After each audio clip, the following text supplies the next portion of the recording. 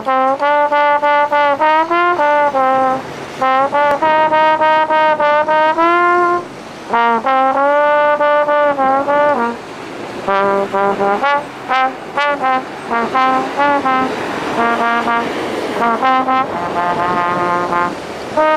no pretendo, mucho menos, cambiar, por el momento menos, porque no soy capaz de eso, cambiar el sistema de educación cubano, pero sí pretendo es mejorarlo. Eso sí lo pretendo. Que sea mucho más eficiente, mucho más personalizado y mucho más dinámico. Mi blog trata sobre los problemas de educación en Cuba. Sí, el blog se llama plapriplo.blogspot.com. Pretende ser una ventanita sobre la educación cubana y los problemas que los maestros se enfrentan continuamente.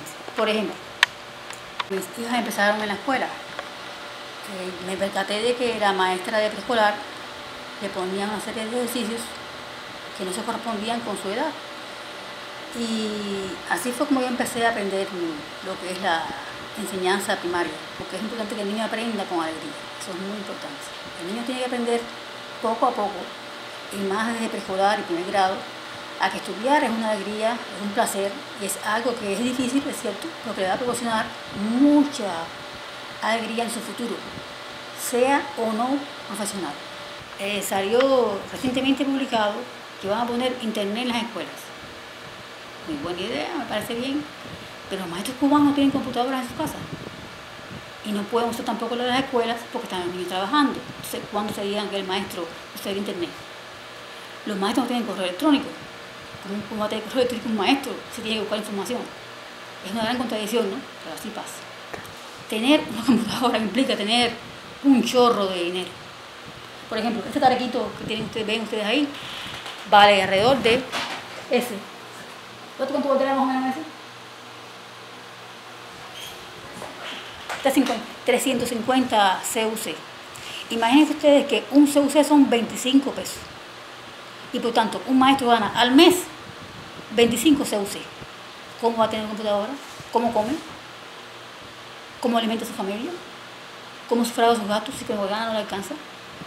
Y además, los demás cosas que necesita, los lápices, los colores, ahora el Estado proporciona un poco más de materiales.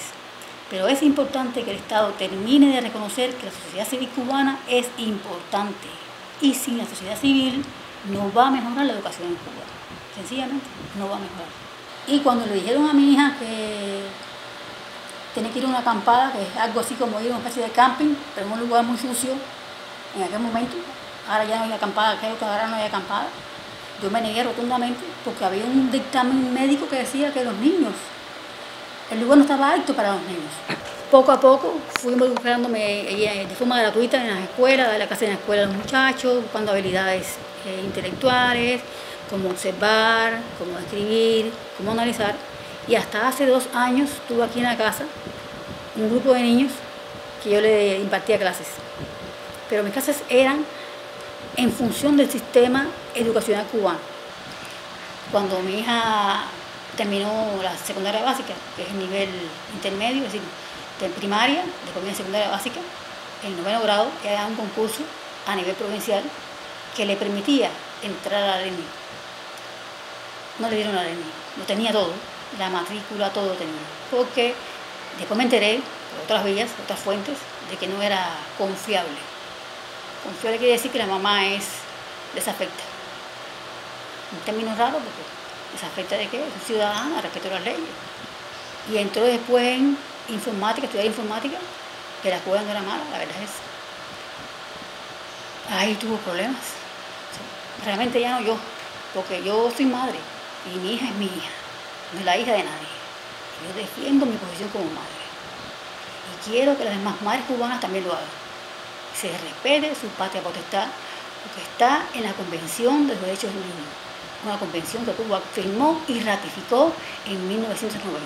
Luego, mis derechos como madre y los de las demás madres cubanas hay que respetarlos. Si mi hija no quiere ir al campo, no va al campo. Si mi hija no quiere ir a una actividad política, no tiene por qué ir, porque es una niña hasta los 18 años. Si mi hija no quiere hacer cierta cosa, hay que explicarle, convencerla, pero no obligarla. De hecho, mis hijas nunca vieron un noticiero siendo pequeñas, porque el noticiero, es mi criterio, no es para los niños. Para los niños es actividades infantiles hasta que crezcan. Mis hijas vieron novelas en la escuela, vieron cosas desagradables en la escuela porque no había nada que ponerle. Pero vi muchos niños tristes, muchos niños, por ejemplo, homosexuales que eran atacados, lo vi, que los humillaban, también lo vi, incluso que les golpeaban, también lo vi, y eso no lo veo bien. Realmente uno como ciudadano, no como madre no tengo quejas, realmente, a no ser el caso de mi hija, ¿no? Pero como ciudadana uno tiene que pensar en los demás también. Eso es parte de nuestra posición como ser humano, ayudar a los demás. En la universidad tuve problemas también, por supuesto, porque yo digo lo que opino. Si no me gusta, no lo hago. Y terminé la carrera porque Dios existe. Porque muchos otros no terminaron.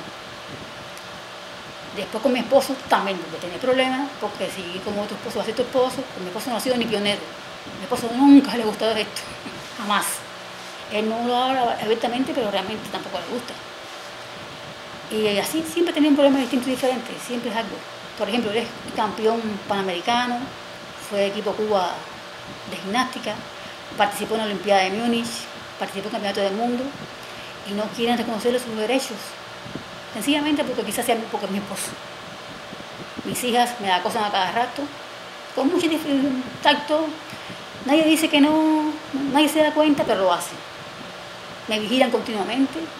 Continuamente yo tengo aquí alrededor de mi casa vigilándome. En la calle me siguen atrás. Yo normalmente no me doy cuenta. Pero hay veces que están abiertamente que dicen, bueno, ese hombre, ¿qué le pasa? De vez en cuando me empujan. Un día saludé a Laura Poyán y me empujaron. Delante de mi esposa fue aquello. No fue nada escondido, fue eso que me dijo, a ti nada se te ocurre, porque es muy difícil, ¿no? Tengo familia y se supone que tenga que preocuparme por ella. Me preocupo, pero también me preocupo por mis deberes, por mi propia conciencia. Yo tengo conciencia propia. Los Juegos Panamericanos, Cali, Colombia. Entonces fue en México algo así. Uy, la de China, pon la de China. En China no tengo así en competencia. No, pues ponla con todo el equipo. Todo el equipo chino. Quita de abajo para ver si tiene mejor. Espera. ¿Dónde la conocí? Casualmente en el gimnasio. Yo estaba dando una clase de gimnástica donde yo trabajaba aquí. Aquí al cerca hay un campo deportivo. Y ella me llevó a su sobrino a dar clases de gimnástica. Y ahí la conocí. Me interesé en ella. Ay, bicho. Así también tuve un problema, ¿te acuerdas? Ah, sí. Enseguida vinieron a verme, a decirme que cómo es posible que estuviera con él. Vino la policía, ¿te acuerdas, papá? Ah, sí. Vino la policía a verme porque yo estaba con él. Increíble. Porque como él no es tan revolucionario, estaba muy preocupado que fuéramos pareja de él. Y la del comité también vino a quejarse de que porque yo estaba viviendo con él. No me lo dijo a mí, se lo dijo a él. ¿Te acuerdas, papá? Sí, tuvimos problemas al principio. No, y después también. Gobierno no es fácil. El comité es una organización de vecinos que se dedica, bueno, de alguna manera, bueno, a hacer diferentes actividades. Algunas son voluntarias, por ejemplo, la vacunación de los niños, limpieza de la calle, pero la esencial de ellos, y así lo reconocen, es defender la revolución cubana.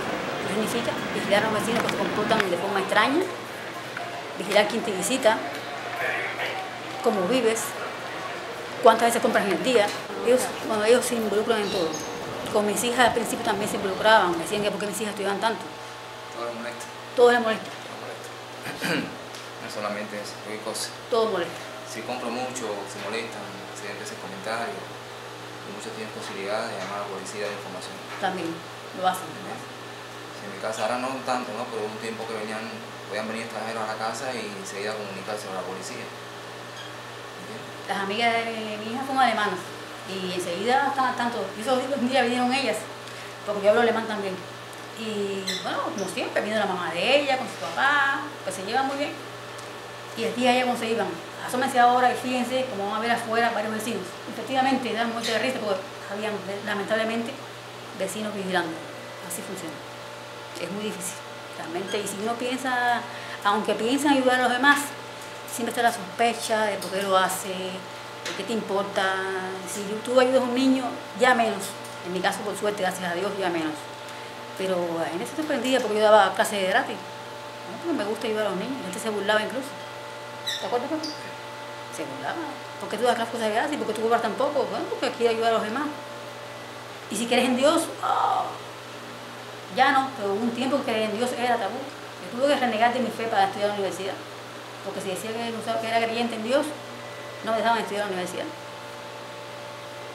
Es más, mi hija mayor, cuando se fue a hacer el bautismo, ¿cómo fue la comunión?